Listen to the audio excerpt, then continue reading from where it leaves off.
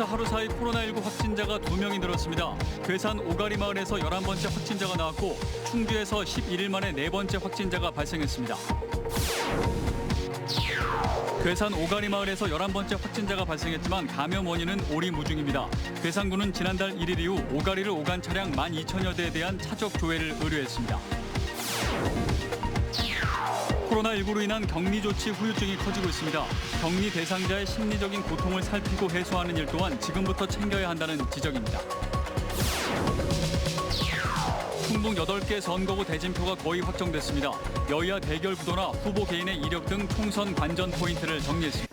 여러분 안녕하십니까? CJB 8시 뉴스 시작합니다.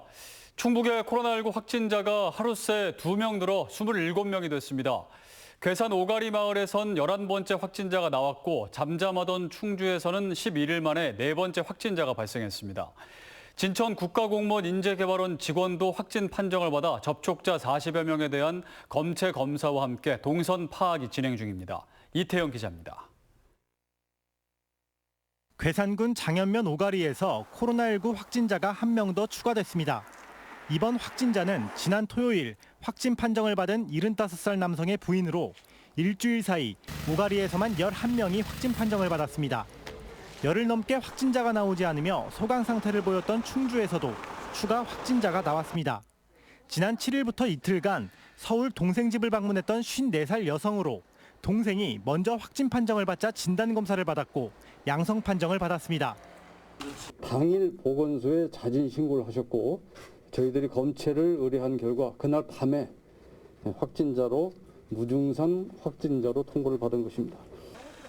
진천 국가공무원 인재개발원 소속 20대 직원 1명도 확진 판정을 받았지만 주소지가 경기도 고양시로 돼 있어 충북 집계에는 포함되지 않았습니다. 이 공무원의 경우 지난달 공무원 동기 모임에 참석했는데 동기 중 1명이 줌바 댄스 모임에 참석한 뒤 먼저 확진 판정을 받은 것으로 알려졌습니다. 이에 따라 진천 인재개발원 직원 40여 명은 자가격리됐고 추가 역학조사가 진행되고 있습니다.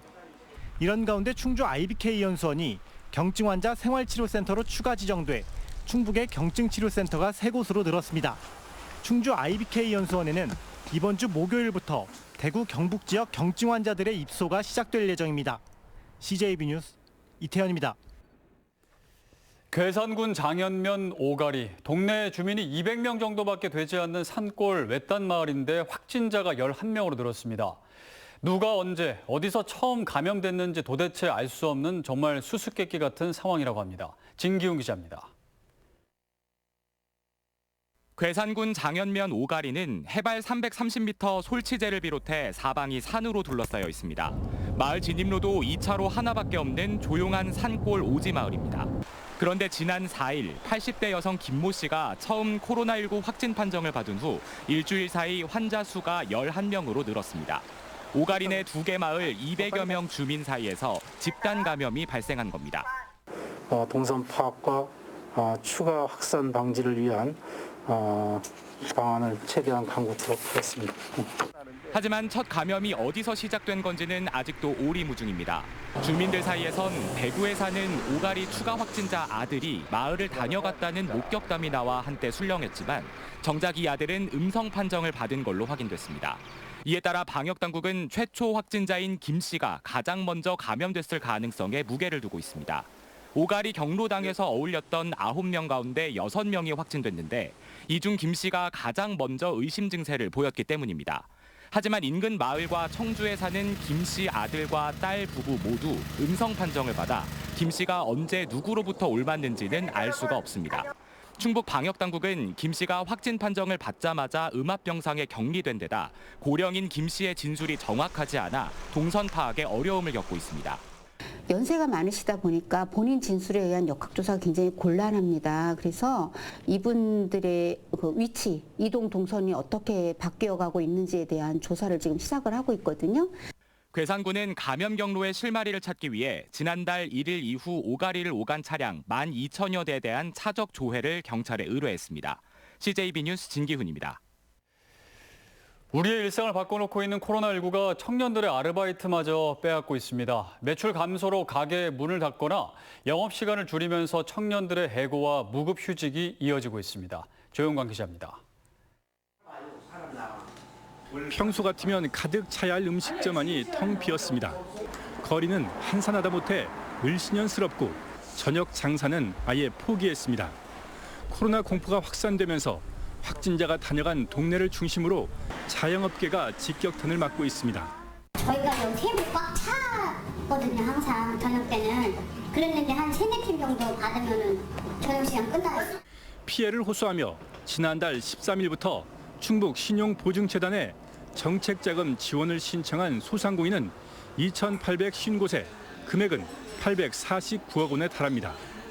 코로나가 창궐하기 전보다 신청 건수가 2.2배나 늘면서 실제 지원 기간도 한 달이 훨씬 넘게 걸리고 있습니다. 소상공인들이 하는 얘기가 최하 30%에서 50%까지 많은 데는 뭐 70-80%까지도 감소했다. 외출 자제와 회식 취소, 사회적 거리 두기 등의 여파는 애꿎은 청년 일자리 감소로 이어지고 있습니다. 가게를 내놓거나 임시 휴업을 하는가 하면 영업 시간을 줄이면서 청년들이 해고와 무급 휴직을 요구받고 있습니다. 전담에서 특별히. 이것 때문에? 네, 그 친구가 일하는데 이것 때문에 몇달 휴업한다고 싫어했대요. 졸지에 일자리를 잃게 된 청년들은 아르바이트 자리 자체가 줄어들면서 다른 자리를 찾기도 쉽지 않습니다.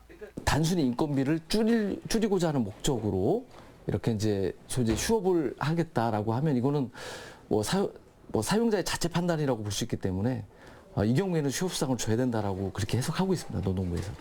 청년 일자리가 코로나의 습격을 받고 있지만 청년들을 위한 지원은 제도적 한계 속에 기대조차 하기 힘든 상황입니다. CJB 뉴스 주윤광입니다. 코로나로 2주 미뤄졌던 도내 대학들의 개강이 다음 주로 다가왔습니다. 하지만 정부가 2주 이상을 원격 수업 등 온라인 강의로 대체할 것을 권고하면서 학교마다 비상인데요. 이 대부분의 교수들이 온라인 강의를 해본 적이 없는 데다 한꺼번에 학생들이 접속할 경우 온라인 강의 시스템이 제대로 운영될지도 의문이기 때문입니다. 이은영 기자의 보도입니다.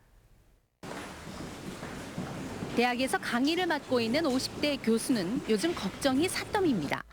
당장 다음 주부터 2주간의 강의를 모두 온라인 강의로 제작해야 하는데 어떻게 해야 할지 막막하기 때문입니다. 저는 온라인 강의가 처음이다 보니까 어떻게 준비를 해야 될지도 이런 영상이라든지 또 이제 기계에 능숙하지 않은 사람들은 그런 게 사실 더 힘들어요. 실제로 전국 대부분 대학의 지난해 온라인 강의 비중은 0.92%. 1%도 채 되지 않습니다. 하지만 개강 이후 한 주에 1,000개에서 2,000개가 넘는 강의를 2주치나 제작해야 하다 보니 경험도 인프라도 부족한 상황인 겁니다. 더욱이 대학 현장의 온라인 강의 시스템의 안전성에 대한 지적도 나오고 있습니다. 한 번에 많은 학생들이 접속했을 때 서버가 다운될 수도 있다는 겁니다. 상식적으로 30과목 했을 때도 버벅인데 1,000 이상 과목을 거기서 수강을 한다거나 서버는 무조건 제가 볼 때는 다운되고 네트워크도 트래픽이 엄청나게 일어나서 학생들 사이에선 개강도 연기된 데다 온라인 강의로 대체할 경우 수업의 질이 떨어질 수밖에 없다며 등록금 반환 목소리까지 나오고 있습니다. 15주? 뭐 이렇게밖에 안 되는데 이제 2주 연기하고 그다음에 2주 또 사이버 강의하고 그다음에 이제 OT하고 중간고사, 기말고사 이렇게 빼면은 거의 막 9주, 10주밖에 안 되거든요. 근데 막 이제 비싼 데 이공대 막 이런 데 400만 원씩 하고 막 딴 데 막 300 막 이렇게 하니까 학교도 교수도 학생도 준비 부족인 온라인 강의는 당장 다음 주부터 시작됩니다. CJB 뉴스 이윤영입니다. 꼭 필요한 일이겠지만 감염이든 접촉이든 코로나19로 인한 격리 조치 후유증이 만만치 않다고 합니다. 격리 대상자의 심리적인 고통을 살피고 해소하는 일 또한 지금부터 챙겨야 한다는 지적입니다.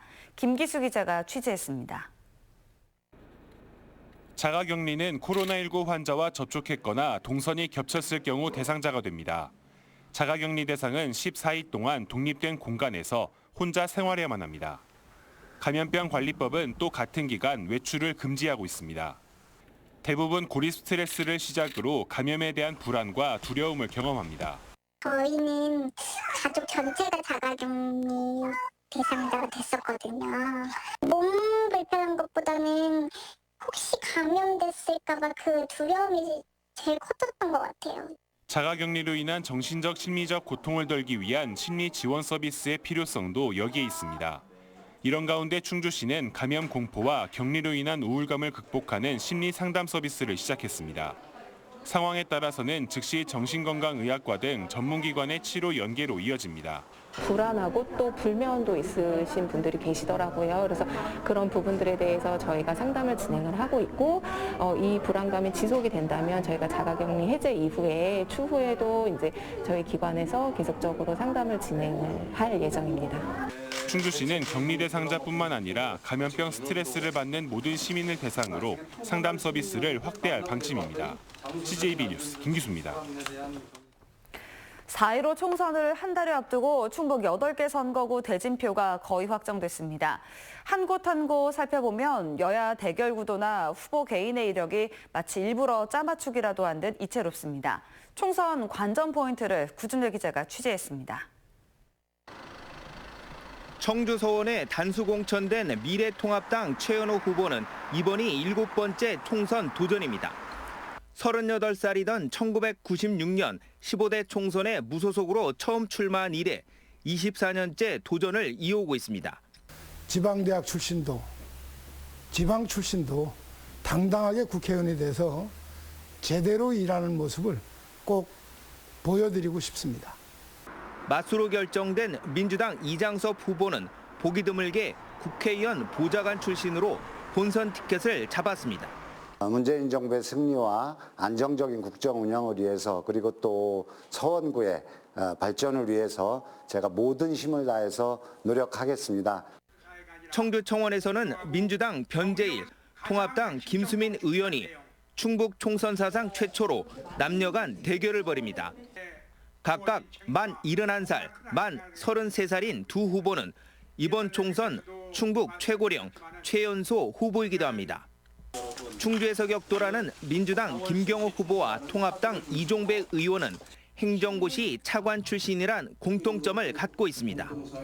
김 후보는 국토교통부 2차관을 끝으로 총선에 뛰어들었고 이 의원은 행정안전부 2차관을 그만둔 뒤 충주시장에 당선됐습니다. 전국적 지명도에 현역끼리 맞붙은 청주 흥덕 민주당 도종환 의원과 통합당 정우택 의원은 나란히 장관을 지낸 이력을 갖고 있습니다. 도 의원은 문재인 정부 초대 문화관광부 장관을 역임했고 정 의원은 김대중 정부 시절 해양수산부 장관을 지냈습니다. 중구 3군에 출마한 민주당 이모선 후보와 통합당 경대수 의원 간 검경 대결이 성사될 수 있을지도 관심사입니다. 선거구별 다양한 관전 포인트가 총선에 대한 유권자들의 관심을 끌어올리는 촉매가 될 것으로 기대됩니다. CJB 뉴스 구준혜입니다. 미래통합당이 4.15 총선과 함께 치러지는 충북도의원 보은선거구와 영동 1선거구에 각각 박재환 전 보은문화원장과 김국기 충북도당 부위원장을 공천했습니다. 하지만 청주시 10선거구는 경쟁력 있는 후보를 더 찾아보자는 공천관리위원들의 의견을 모아 추가로 후보를 공모하기로 했습니다. 일각에서는 청원구 총선 공천에서 탈락한 황영호 전 청주시 의회 의장이 유력한 대안카드로 거론되고 있습니다. 청주 상공회의소를 비롯한 도내 10개 경제기관단체가 코로나19가 집단 발병한 괴산 오가리마을과 대구 경증 환자가 수용된 제천생활치료센터에 구호 성금 2,630만 원을 기부했습니다. 이번에 마련된 성금은 충북 적십자사를 통해 생필품과 위생용품 등 구호 물품을 지원하는 데 사용됩니다. 주식회사 NET 이태희 대표가 청주 흥덕보건소를 방문해 손소독제 3,000개를 기탁했습니다. 흥덕보건소는 손소독제를 취약계층과 치매 어르신, 영양플러스 대상자 등에게 전달할 계획입니다. 또 국제구호단체인 청주 월드휴먼 브릿지도 청주시에 손소독제 500개를 전달했습니다. 청주대 기숙사에서 격리 생활을 해오던 중국인 유학생 27명 가운데 오늘 4명이 처음으로 격리 해제돼 일상으로 복귀했습니다. 청주대 총학생회는 패소하는 중국인 유학생들에게 꽃다발을 전달하며 축하했습니다. 이들 중국인 유학생 4명은 지난 2주 동안 하루 2차례 자가 검진에서 아무런 증상이 없어 퇴소했습니다. 정의당과 노동당 등으로 구성된 충북 기본소득 정치행동은 오늘 충북도청에서 기자회견을 열고 코로나19와 관련해 재난 기본소득의 지급을 촉구했습니다. 이들은 코로나19와 관련해 비상시기인 만큼 정부는 주민센터를 통해 공공 마스크를 무상 지급해야 하고 모든 기업들은 호흡기 증상자에 대해 유급 휴가를 실시해야 한다고 주장했습니다. 청주 산업단지관리공단은 오늘 공단이 운영하는 비즈니스 센터에 입주한 7개 소상공업체 임대료를 석 달간 30% 인하한다고 밝혔습니다. 청주 산업단지관리공단의 임대료 인하는 도내 경제단체 중 착한 임대료 운동에 참여한 첫 사례로 각급 기관의 동참을 유도하는 촉매제가 될 것으로 보입니다. 지난 1월 청주 지역 아파트 매매 거래가 한 달 전보다 40%나 급감했습니다.